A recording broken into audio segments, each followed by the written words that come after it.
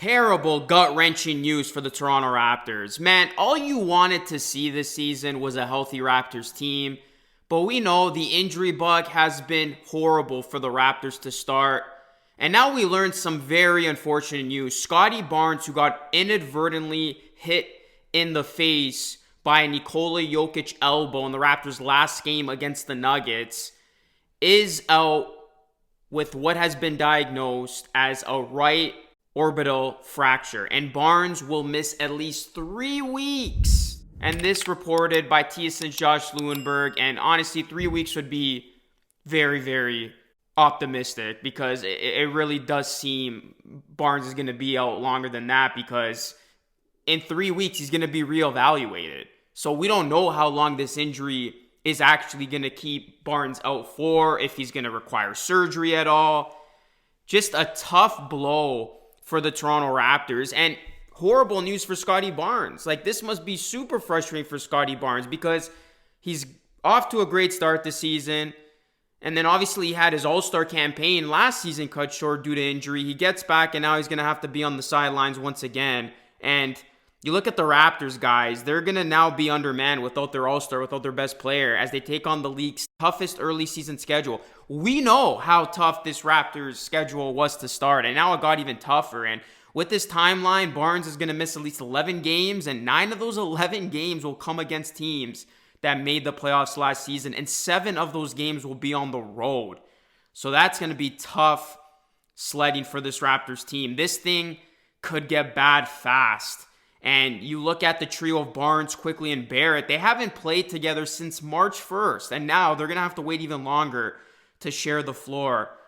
As you look at Barnes, that incident with Jokic, it appeared both players were going for a rebound. Barnes took a mean elbow from Jokic. He was immediately in discomfort, in pain, had to be helped up to the Raptors bench. I mean, he was clearly in a lot of discomfort, and then he headed to the locker room and did not return. And, you know, this is a Raptors team that hasn't been able to catch any breaks, because, you know, Barrett had suffered an AC joint sprain that he finally returned from. Quickly has been out with a pelvic injury, which has kept him sidelined. The team has been without Kelly Olynyk, who's dealing with a lingering back issue. Bruce Brown, who's recovering from offseason knee surgery. Jacoby Walter, who's working his way back from his shoulder injury. He's been assigned to Raptors 905. So it's going to be a very interesting period now for a Raptors team that is 1-3. They're going to be taking on tough teams ahead. They're going to be shorthanded. They're going to be without their best player. If things continue to unravel for this team and the losses pile up early on here, guys, I mean, it could very well be another lost season for Toronto. And you got to ask the question, when do the Raptors consider tanking here? And you never want to, utter the word tank, 4 games into the season? But this is the reality for this team. Go look at their upcoming schedule. They're in Charlotte tonight, which is going to be tough in itself. Then they got the Lakers, the King. Like, it's not going to get any easier. And this is going to be an absolute gauntlet. And they already came out of the gate 1-3. Yes, they have played well, but they have a 1-3 record. It's the reality. So if this thing continues to get worse and the Raptors can muster up a win here, and all of a sudden you see those losses piling up, 5, 6, 7, 8, etc. It's like, when do you start considering, is this team going to pack it in early? And are they going to signal for the tank? And honestly, it's hard to see Barnes returning any sooner than a month. Because again, he's given the will be out for at least 3 weeks, but then he still has to get reevaluated. So it's just tough stuff for the Raptors. And really, if things continue to unravel here, I think it's going to make their decision easier to tank, because you look at this team, it was never about this season, although you would have liked to see the core pieces play together. I mean, that was my expectation going into the season. I never expected the Raptors to make the playoffs or anything. I had them as a play-in team, and I just wanted to see the young guys play together because injuries decimated them last season. But with this way things have gotten off to a start here to begin this season, I mean, it does seem like injuries are going to decimate this season as well. So this time around, instead of trying to kind of fight and win some games here and there, it could be in the team's best interest to just hold out, try to lose as many games as you can. And you look ahead to the 2025 NBA draft, it is loaded with gems. And if the Raptors could put themselves in a position where they are a bottom 5 team. They do get a top 5 pick. Remember, they do have their pick this season, which is very, very big.